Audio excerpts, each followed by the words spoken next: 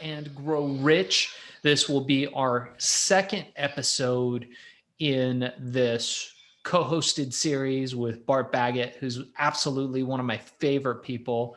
He is a transformational coach and expert in a lot of areas, including forensic handwriting analysis.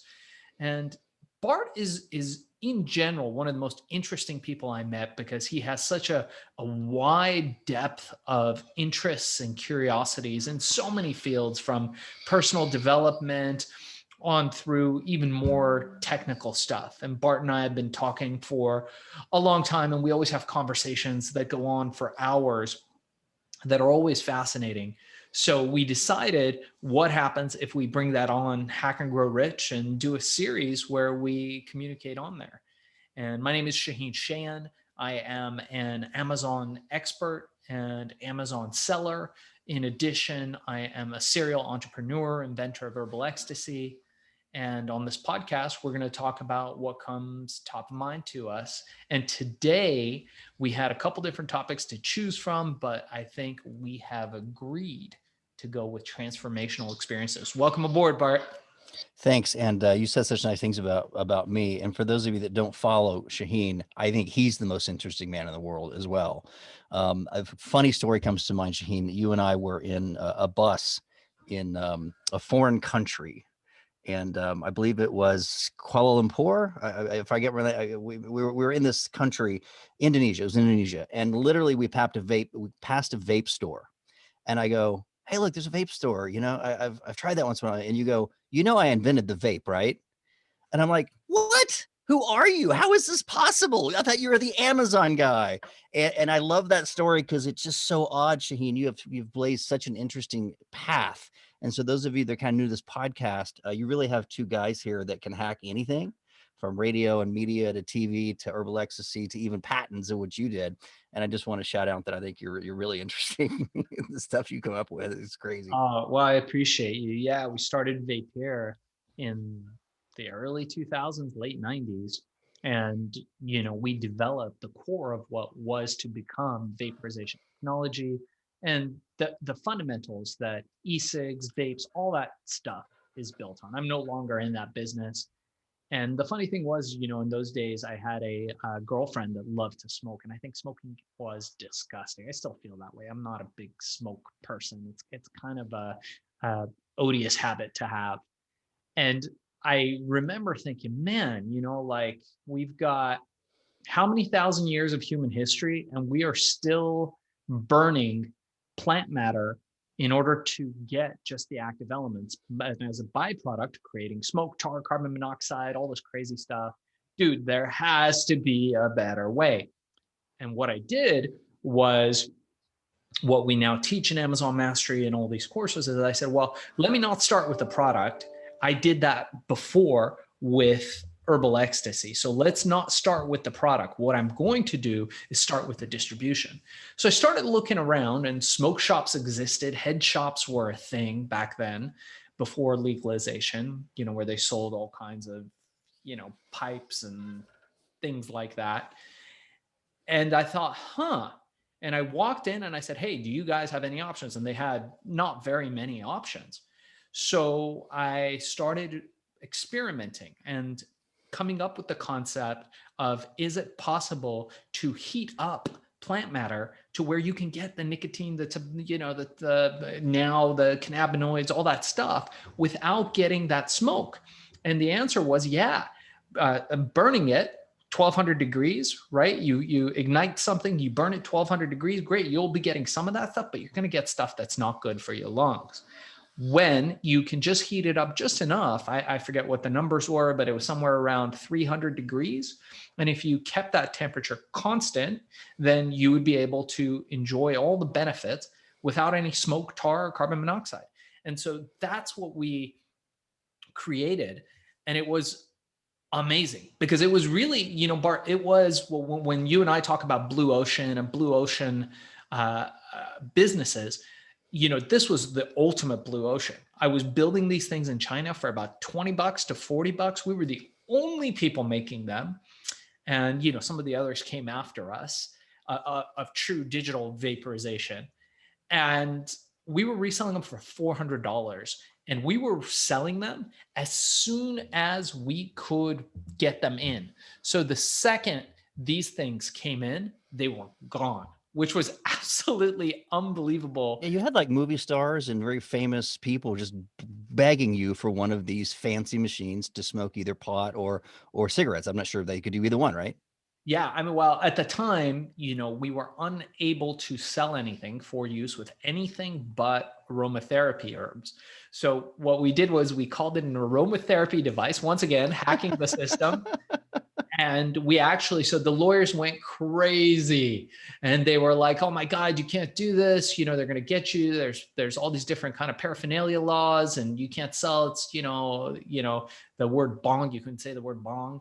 And so we said, "Well, you know what? It's an aromatherapy." They said, "Well, no one's going to believe it." And I said, "Well, here's what we're going to do. We are going to include with every package a beautiful," so I developed this disk drive system where you could take the discs and you could put the herbs in the disc, and the disc goes into the device. And so we created this disk drive system with all these really nice aromatherapy herbal concoctions that you would get on a disc, and you could basically just put in there. And it ended up being really cool. But, some of these dubious people would just pop the cap off and put their own herbs in there. Shocking, right? That's weird. I wouldn't expect that. Yeah. And then, the lawyers freaked out more. So I wrote a book. And in the book, we talk about everything that you could use in a vaporizer, except there was one herb missing, strange, that we figured people would just kind of, people got it. We knew what people were ultimately using it for, but we stayed on the right side of the law with that product. And it was incredibly successful. I exited that in 2006, but it was again, like I talk about herbal ecstasy, Bart, and how that was like printing money. The cost of a box, a pyramid of herbal ecstasy, was 25 cents all in. That was our COGS, cost of goods sold, for you guys that aren't in the product business. And we retailed it for $19.99. We wholesaled it for between $10 to $15. So just do the math. We were selling hundreds of millions of units. And then with the vaporizer, I wanted to sell something more expensive. So it was $399, $400 for a device that costs us between $20 to $40. And we were selling them all day long with no competition. Would you like to smoke, sir? Would you like to purchase a pipe or a bong? Or would you like to purchase our device? There is nothing in between. And then the competitors came in. And that's when we really had to step up our game. And the company became even more exciting. But this was at a time when, legalization was really nowhere to be seen. But we made a decision. We went out and we acquired patents. We did a couple rounds of financing. There was all kinds of people in Silicon Valley that were excited about that company at that time. And we had some amazing people from huge Silicon Valley companies investing in the company. And we grew it to be the dominant brand in an industry that, once again, I talk about this: create a niche and dominate it. That's one way to wealth very quickly. And you can follow that trajectory with a lot of wealthy people that they've done that part. They Create a niche or find a niche, because creating sounds really hard, or you're way in front of the curve. So yeah, that's a really good point. So I think there's different levels. So I think what you do is you create a niche, but that niche may be a niche within a niche. So I always talk about kind of a top-down funnel, right? You start at the top, and that's your niche, and then you work your way down, right? So you go down, down, down, down into that niche until you've got something that's as blue ocean as you can get, but the market is still big enough. So you can go in there and make a nice cut of money. There aren't too many competitors. The water's blue, right? It's nice. Come on in, have a swim, and you're doing all right. And that's really the formula. That's like the honeypot formula, the secret formula, Just to clarify for those that haven't read the book, Red Ocean, Blue Ocean. If it's a red ocean, it's full of sharks and blood, and there's too many competitors there, and so now you're going to get hammered, which is, I think, a lot of times happens on Amazon. In fact, you're the one sharking the other people because you're so smart. They're getting into these niches. So the blue ocean is really the word used in businesses, thinks of that book, that would indicate you don't have a lot of competition, or you found a niche where it's big enough to survive and there's just not a lot of people playing in it. And that's been really good for my industries as well, positioning myself as a particular expert. If you take, for example, if we talk about transformational experiences, it's very difficult to jump in and be Tony Robbins. For all you coaches and authors, I mean, that's just, he's been there for 30 years. He literally has had a TV commercial on for 30 years, Shaahin. 24 hours a day in the US. Like, that kind of fame is really hard to catch up with. And he's great, right? So The what you best do of is the you best.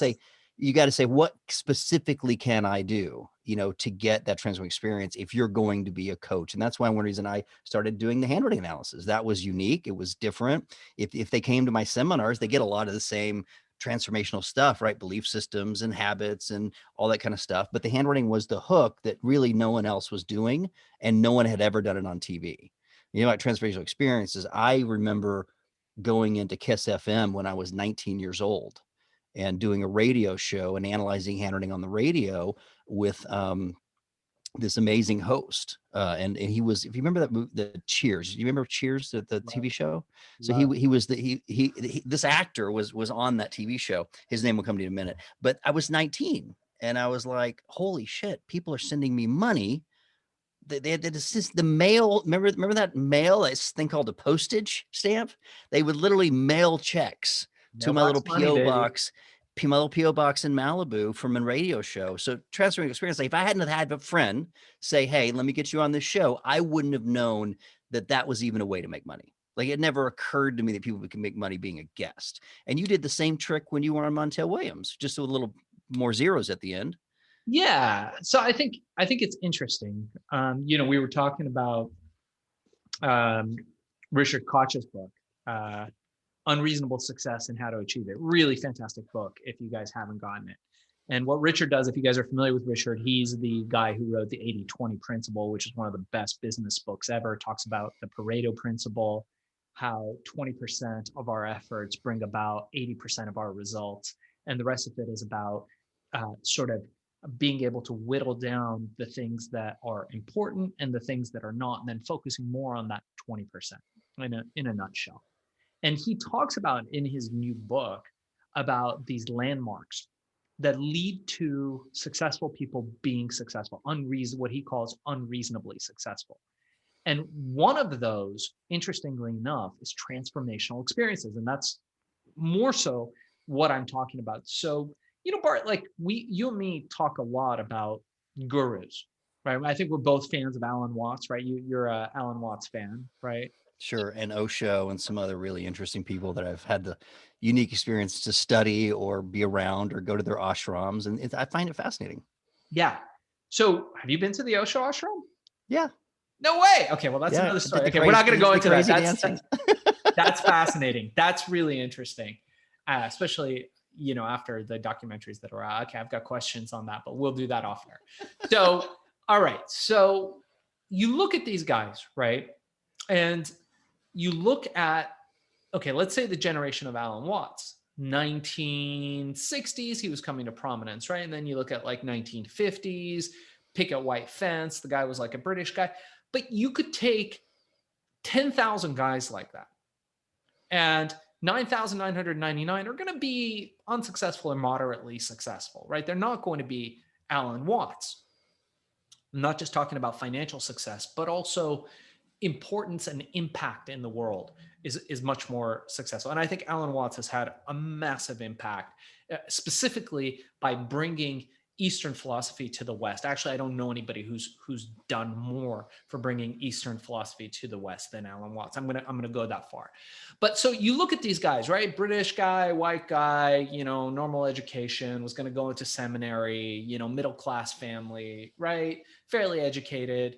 And then you're like, oh, well, what happened where you became this amazing orator, this unbelievable translator of difficult to understand concepts and make them digestible to an entire generation that is just waiting for this stuff but couldn't understand it, right? If they read the Bhagavad Gita or any of those books, their brain would go to mush, or the Buddhist, books or any of those, their brains would go to mush. Nobody understands that stuff. That stuff is like thick volumes of written in code.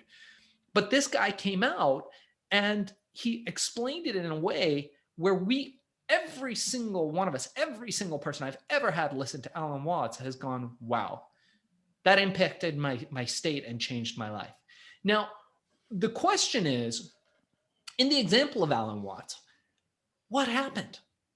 So a lot of those guys were just normal dudes leading this normal trajectory of life. But sometime in that era, psychedelics came around. And I do not espouse the use of psychedelics at all. I am not for them. I am not against them. For me personally, I've had my experiences, and I don't feel that they made me a better person. I don't feel that they were necessary experiences for me personally in my life. I think there are other ways to have achieved those states. But in those cases of those people, even Timothy Leary, people in those cases, it was that experience that just pulled them up out of their roots and changed the very fabric of their reality. For some people, it could be getting into some type of trauma and a car accident, something happens to them, and that causes them to change, and they're no longer the person that they were. Now, I feel that transformative experience has to be followed, and Kosh doesn't talk too much about this, but by a period of self-reflection, a period of retrospective reflection that then will lead to a epiphany and a change. So for me, the first experience that I had was with meeting my first mentor. And before that was deciding to leave home and getting thrown, into the world with little or no experience about how the world works. That was my first one where I was like, holy, what? Like, my life has just changed. I've got no stability, right? So the trauma of that, the fact that shook me up, Bart, really was like incredibly impactful. And then the second step was meeting this guy. I met a mentor, and I talk about this in my book, Billion, How I Became King of the Thrill Pill Cult, that comes up. And this guy had a transformative experience, several in the 60s, and had become a leader in the civil rights movements. He had, sued the government, by himself and won. He was an incredible human being. And just being under his influence for a period of time was the second transformative experience for me that changed the trajectory of my life. You look at kids growing up in LA, Iranian kids growing up in LA, right? What did they do, right? They went to school, they got married, they became a dentist, they became a doctor. You know what I mean? It's that beat. It's that beat. And if something doesn't happen, some transformation happens, something super impactful, then you follow that trajectory. And 9,909, we are not unique like snowflakes. We are pretty freaking much the same. And every single one follows that trajectory, Bart, unless something happens. Now, you can seek out transformative experiences, which is what Koch talks about as one of his landmarks.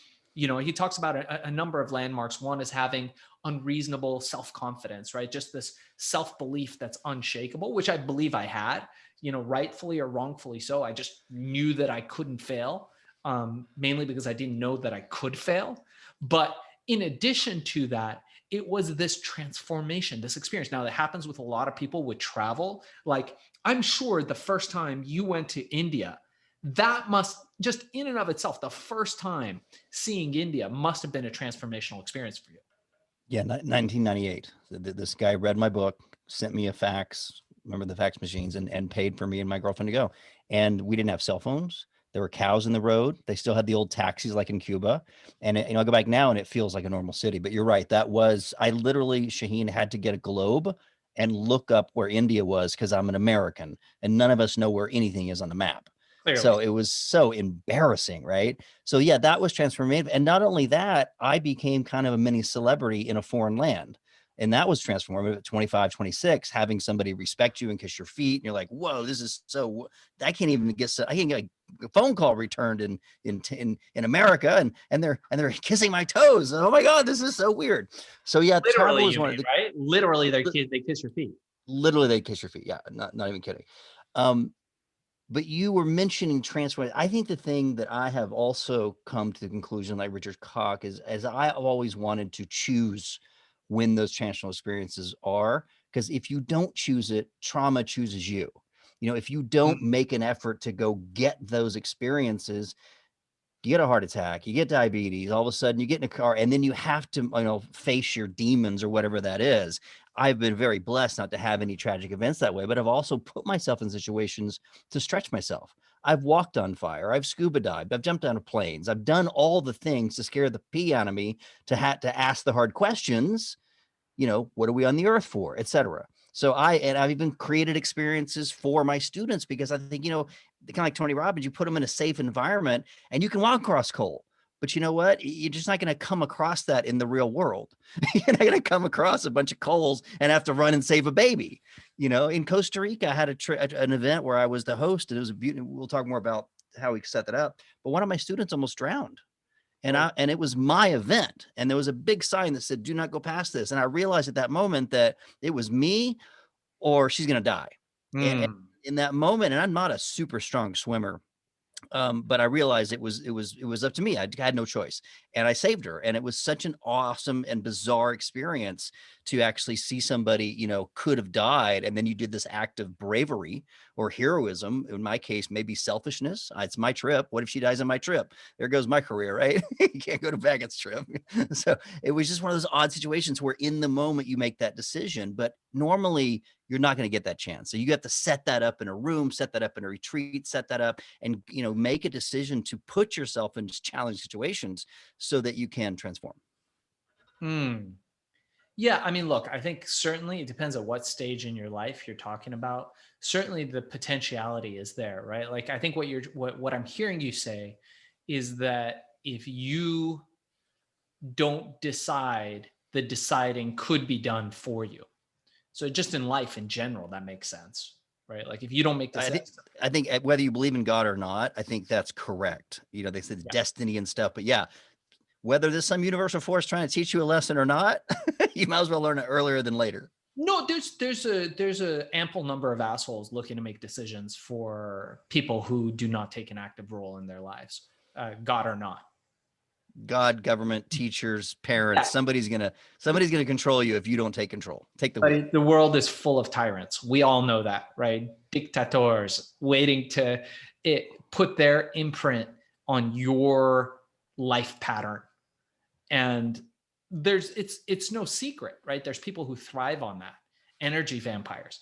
And I think, look, that's a different topic, but I agree with you. Now, it could happen that you could have a transformative experience without seeking. Now, if you are the type of person that's self-reflective, if you are the type of person that looks back in their life and reflects on things, is it possible?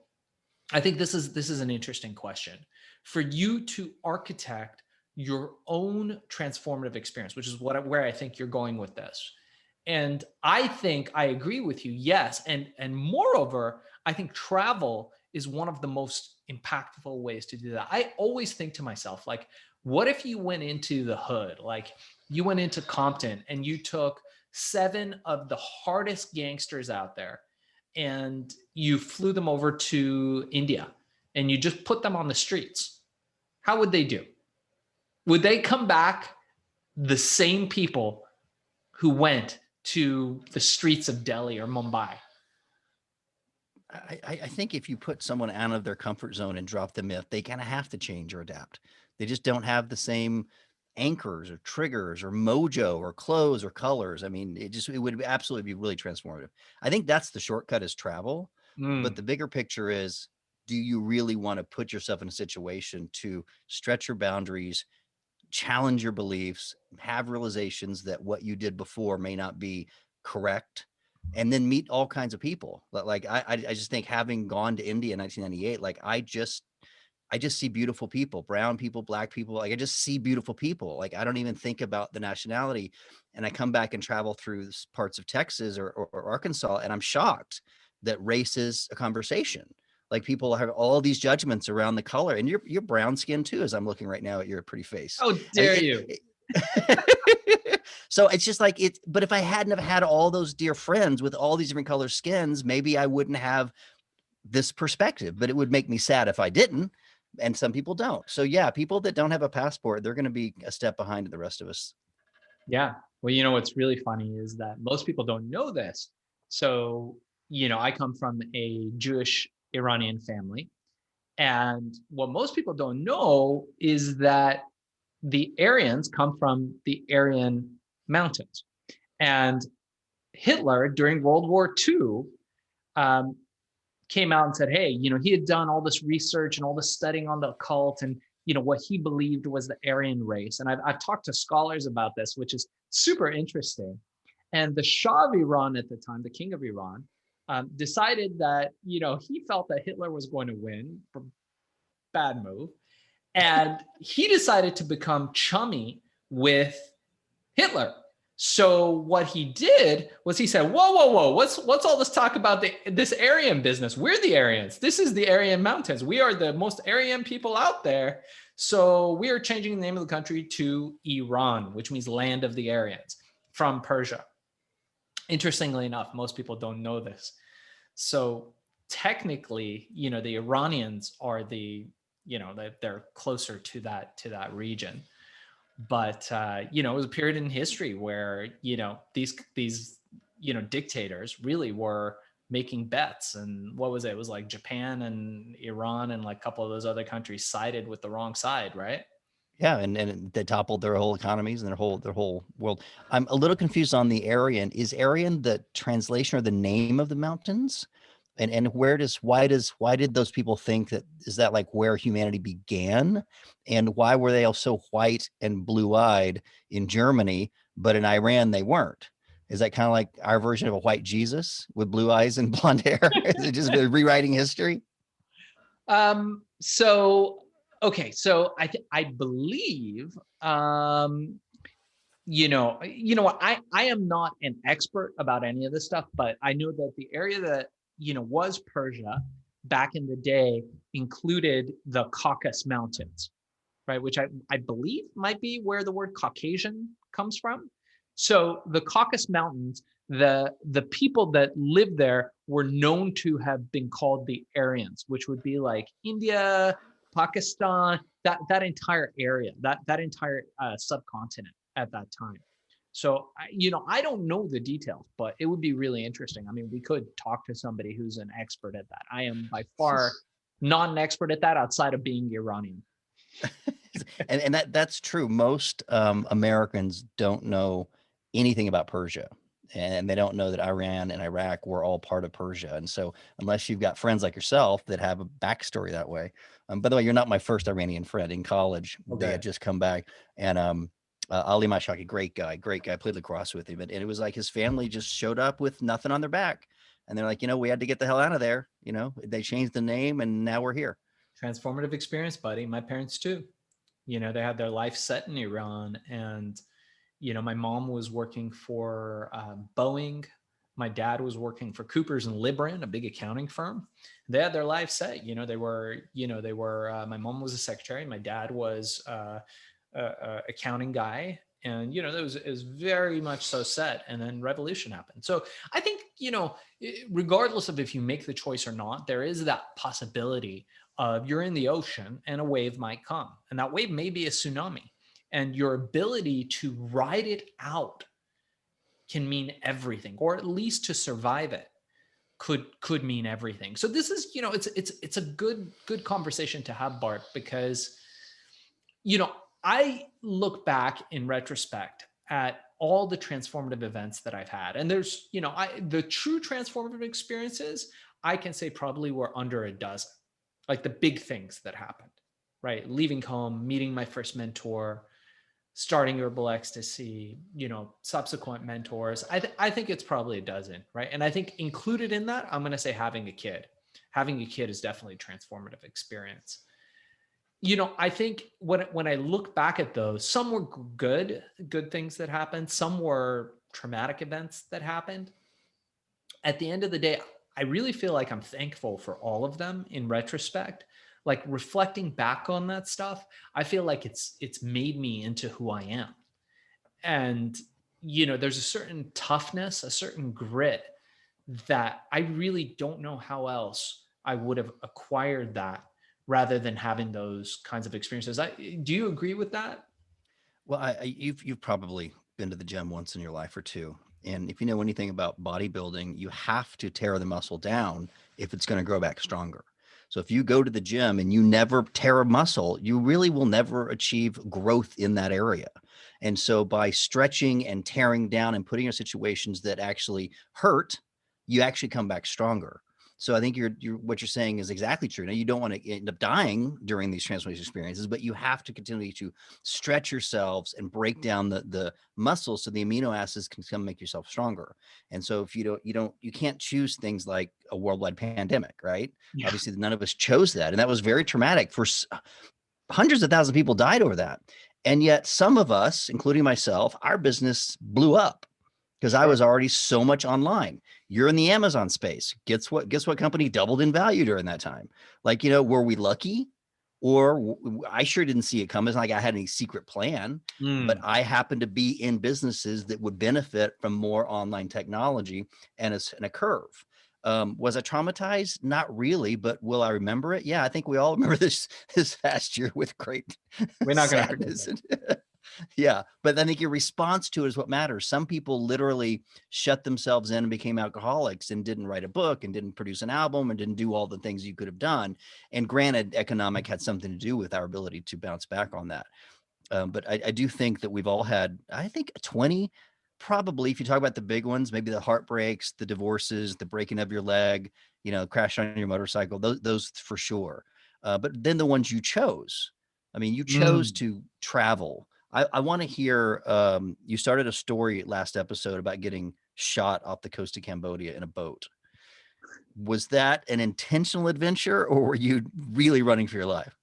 Well, being shot at was not intentional. Was not intentional, but going to Cambodia was, and it was an amazing experience. It was a time in my life where I was looking for adventure, and I was working. Believe it or not, I was done with herbal ecstasy, and shockingly working for some pharma companies who had hired me, big name pharma companies who had hired me to discover new medicines in different natural settings. So I'd gone on expeditions. I was like, this is awesome. I could be like Indiana Jones. And I was doing a lot of traveling.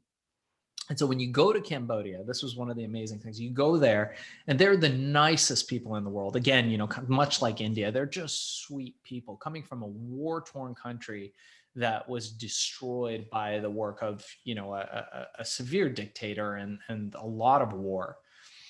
Um, and so, going there, it's amazing because you land and it's this like totally chaotic country.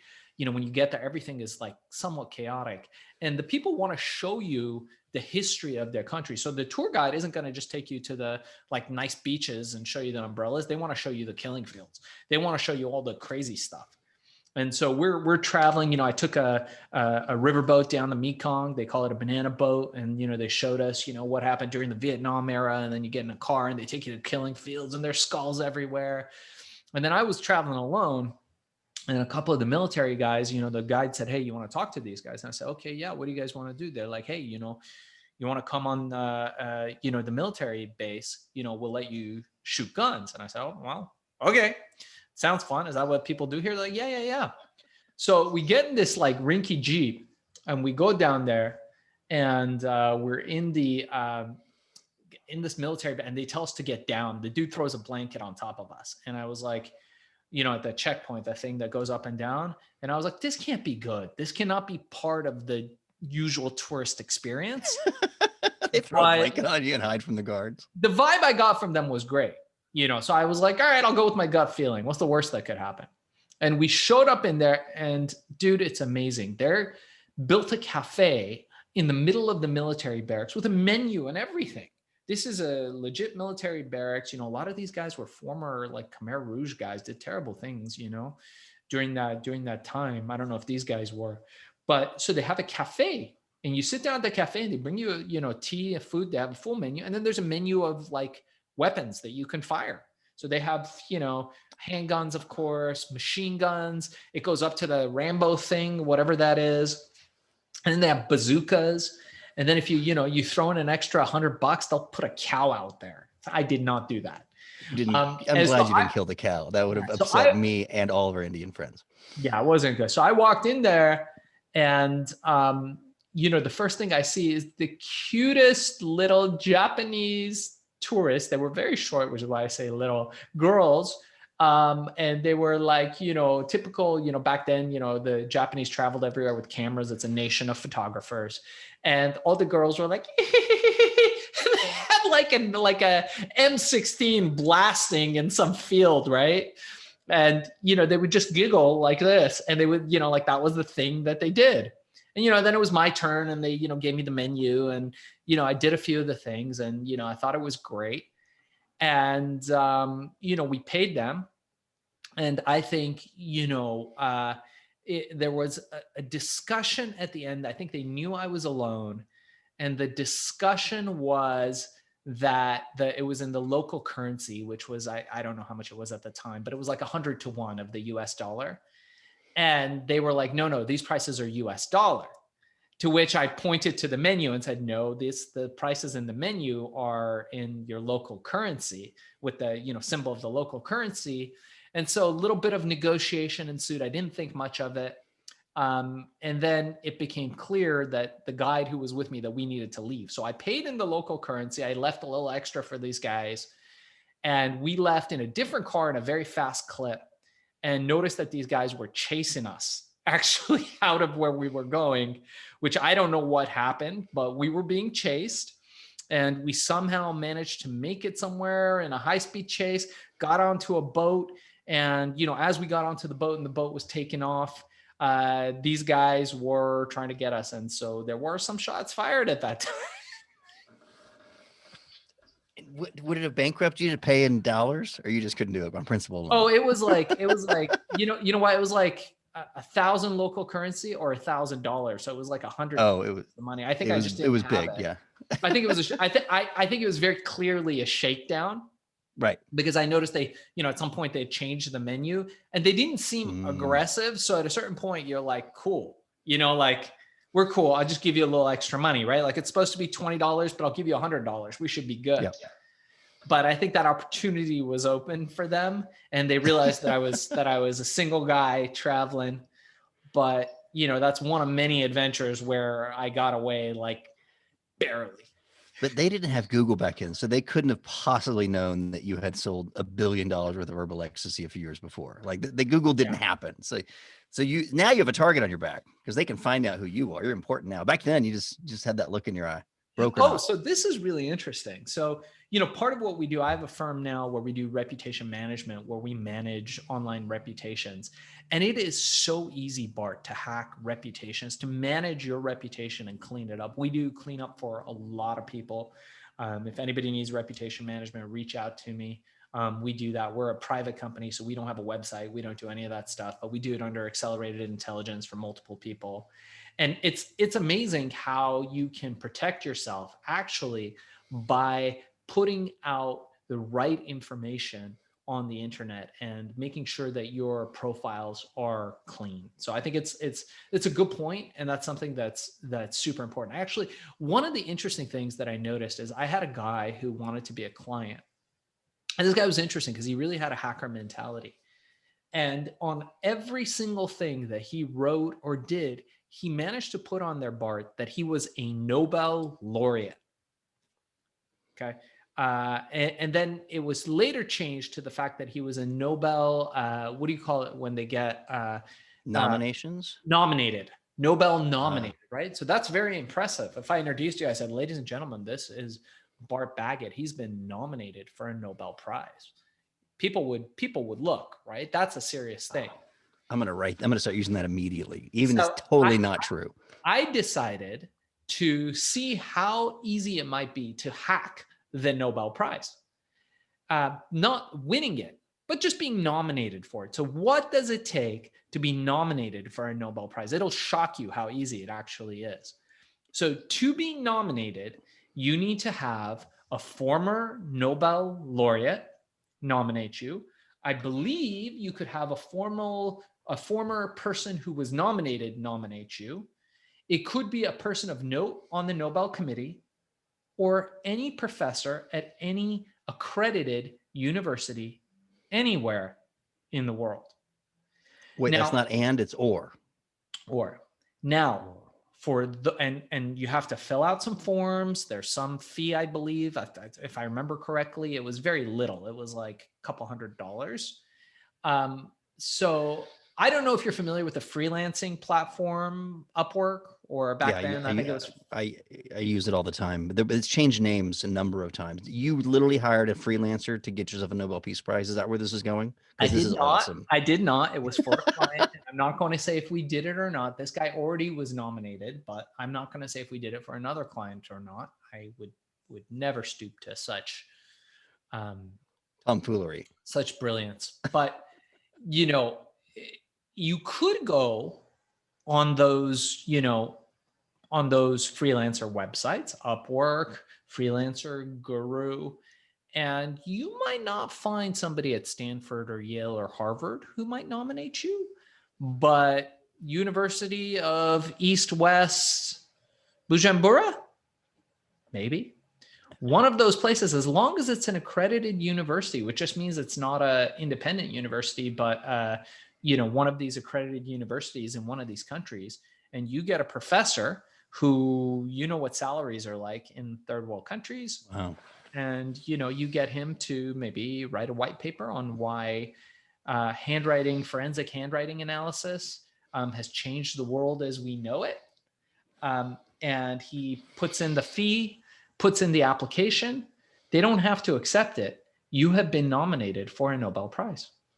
Wow. Does that, and then I can use Nobel laureate? Is that what that word means? Laureate? No, I think laureate must mean you've won the prize, right? I'm not sure. Well, let's hack winning the prize next time. If Barack Obama has one, I want one. I mean, what has he done that I haven't? That is true. Oh, and then maybe. We'll have to find out what laureate means. I'm not sure. I think it must mean that you've won. Here we go. Someone who has won an important prize or honor or achievement in science. So in art or science. So I think laureate, you have to win. But we could figure that out too. I'm sure there's ways around it. And this is the point of like what you and I talk about, what we talk about on Hack and Grow Rich, which brings us to our chosen areas of work.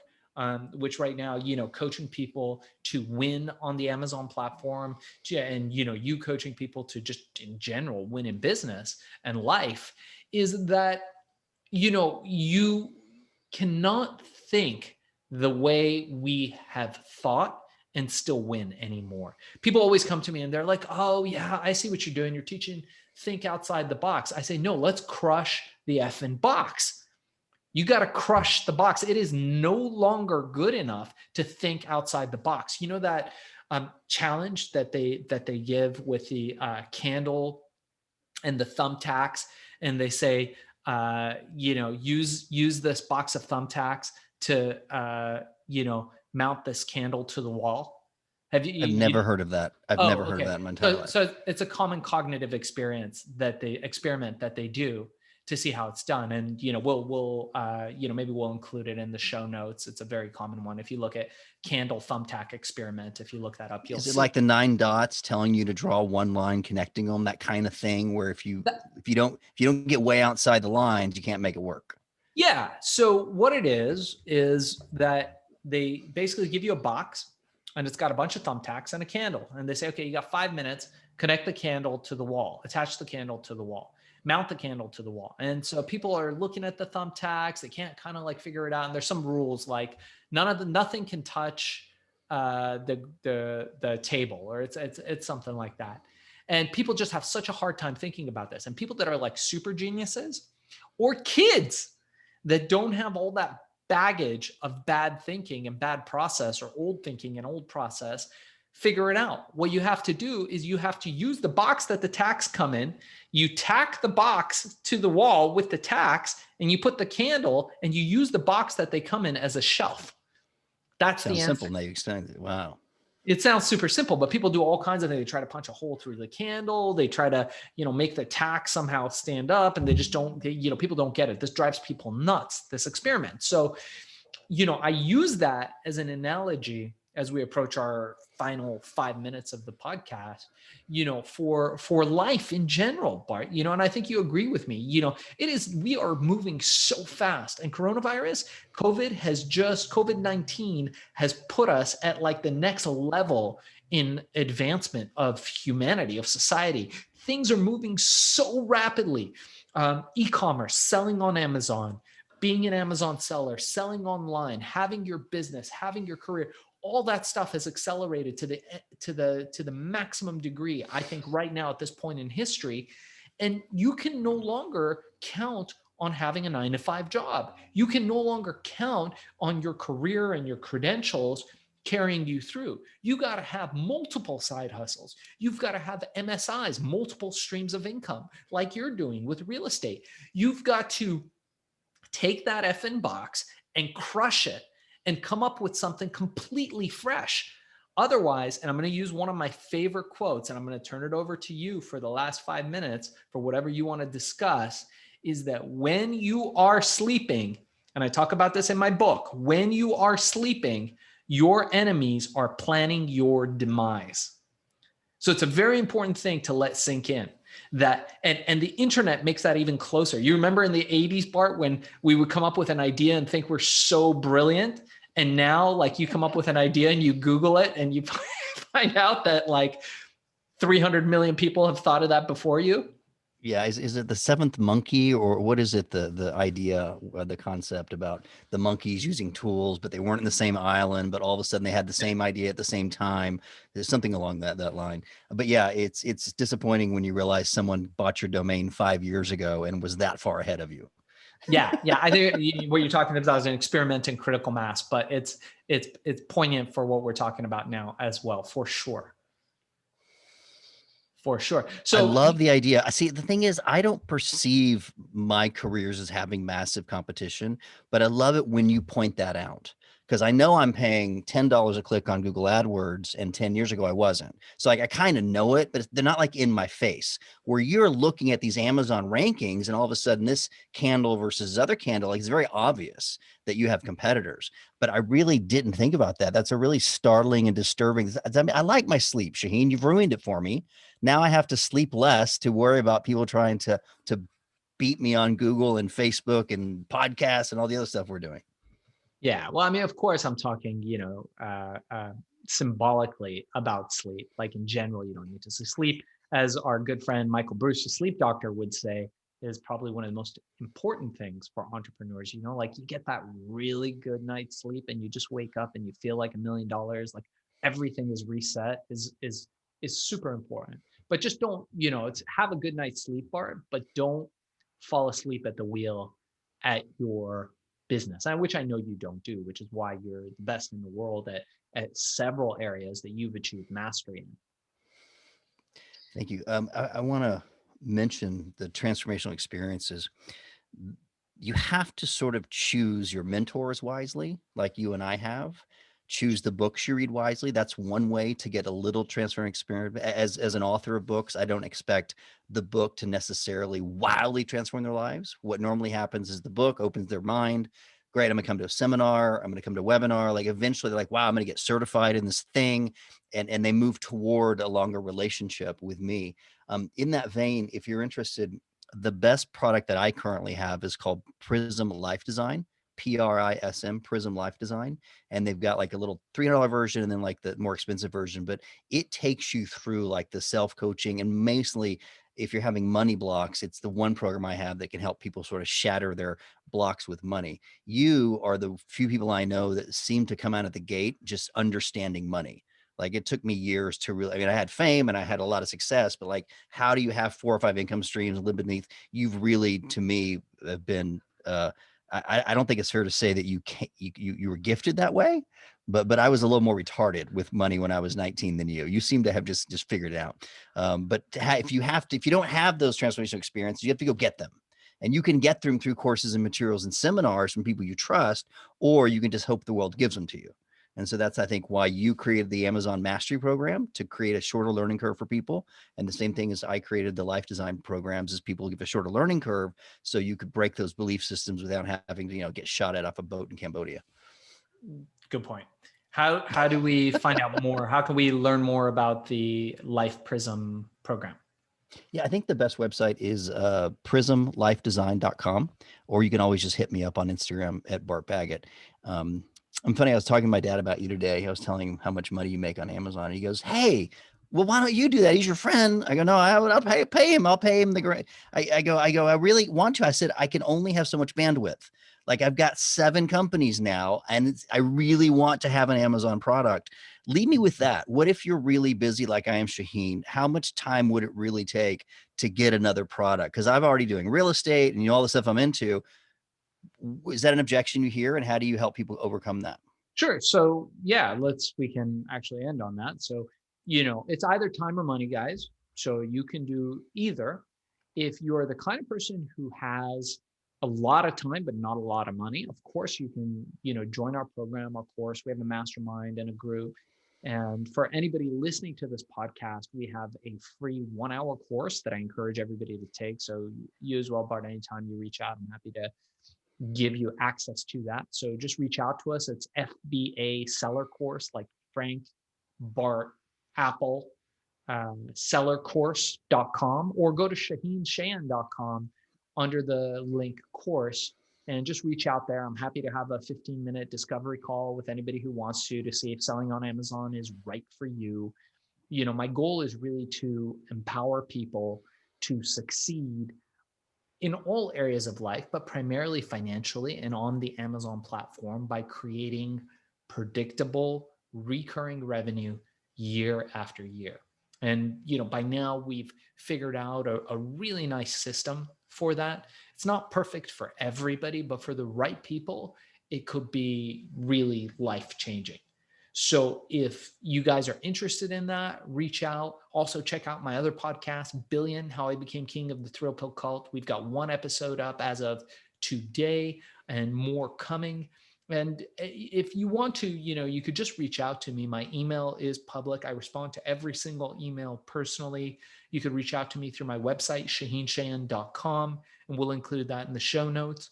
And Bart, thank you so much for co-hosting the show and being on here with me. And It's we'll my look pleasure. forward It's always to. fun talking to you guys. And thanks for listening, everybody. You've been listening to the Hack and Grow Rich podcast with my man, Shaahin Cheyene. Awesome. Thank you, Bart.